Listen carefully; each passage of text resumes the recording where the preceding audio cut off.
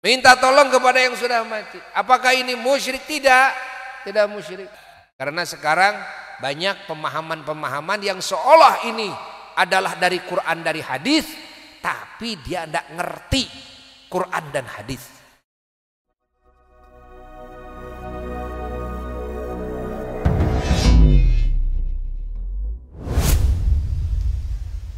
Dan kita bersyukur karena ulama Allah banyak. Pesantren-pesantren banyak, terutama di Jawa Barat. Jawa Barat ini provinsi yang terbanyak pesantrennya. Ulamanya juga terbanyak di Jawa Barat itu. Para wali-wali Allah. Ya, kita masuk ke wilayah mana saja kita pasti akan menemukan makom-makom wali-wali Allah. Kita bersyukur kepada Allah. Tinggal kita rajin ngaji, ya. Karena semua ajaran ini tidak bisa diserap tanpa proses, ya, penyerapannya yaitu mengaji dari ulama, jangan dari YouTube semata. Bukan berarti larangan ini mutlak, tidak. Kalau kita sudah punya kaidah-kaidah dalam agama, tidak masalah, bagus-bagus saja untuk menambah wawasan. Atau ini jelas-jelas bahwa ini adalah ulama yang terpercaya, yaitu bagus saja dari YouTube juga, dari YouTube, dari FB, dari apa media sosial. Yang penting ini udah jelas ulama yang terpercaya. Tidak sembarang orang mengutarakan agama, ya, karena sekarang menyebarnya paham-paham yang mengatasnamakan Islam tapi tidak sesuai dengan hakikat ajaran Islam itu sendiri. Dan bagi bangsa Indonesia, kita sudah menerima ajaran dari leluhur kita, para wali songo dan para ulama-ulama ahli sunnah wal jamaah yang terpercaya, yang kelasnya juga wali-wali agung. Jadi bagi bangsa Indonesia dalam urusan agama sudah memumpuni, sudah cukup. Hatta untuk jadi wali aja udah ada kok. Udah cukup, artinya enggak usah cari-cari dari mana, dari sana, dan enggak usah.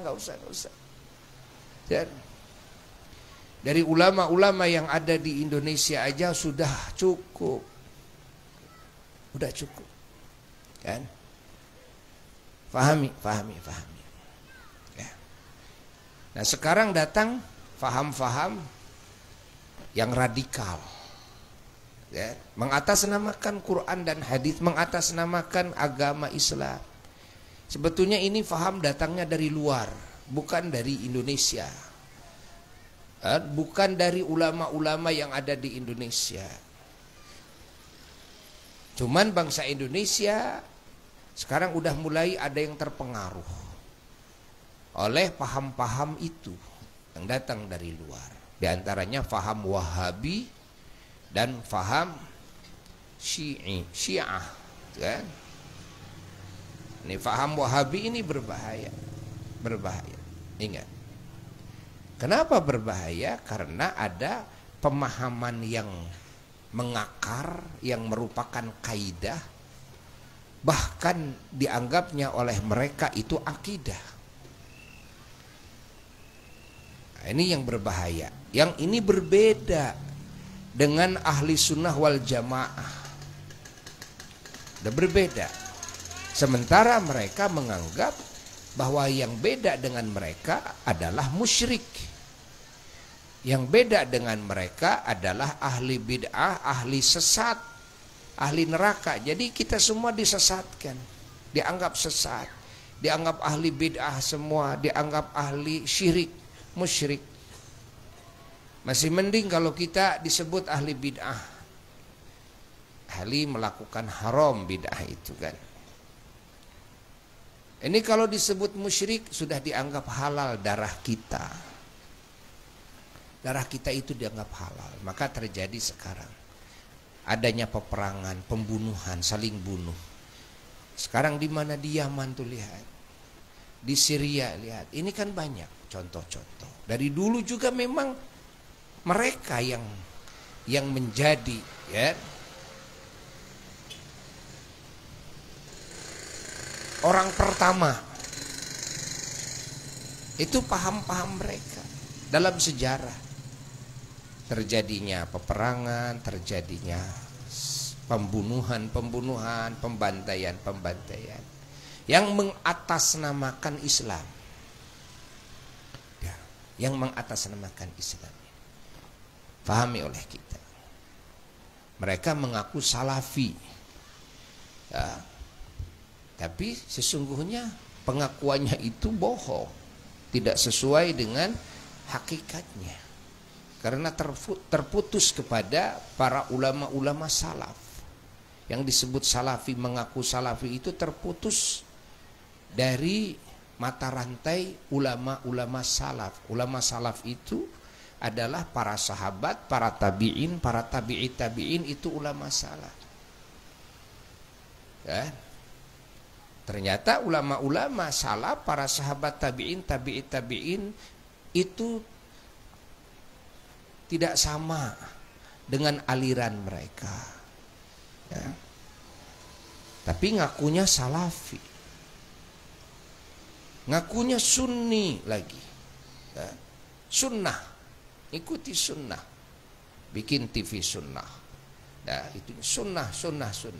Tapi bertolak belakang juga dengan sunnahnya Kangjeng Nabi Muhammad sallallahu alaihi wasallam. Memang tidak semua bertolak belakangnya. Namun yang menjadi masalah besar adalah ini yang berbentrokannya adalah dalam pemahaman yang prinsipil. Ingat, dalam pemahaman yang mereka anggap ini adalah akidah. Ini yang berbahaya. Dan yang berbahaya lagi bahwa mereka mencampuradukan antara urusan furu', urusan cabang, yakni urusan fiqih dengan urusan akidah. Ini yang berbahaya. Jadi urusan fikih kalau beda dianggapnya beda akidah. Ini bahaya besar. Ya, bahaya besar. Maka kita bangsa Indonesia, umat Islam, agar kita mengaji kepada para ulama-ulama yang sudah jelas mata rantai keilmuannya, guru-gurunya, ahli sunnah wal jamaah. Ahli sunnah wal jamaah. Fahami oleh kita.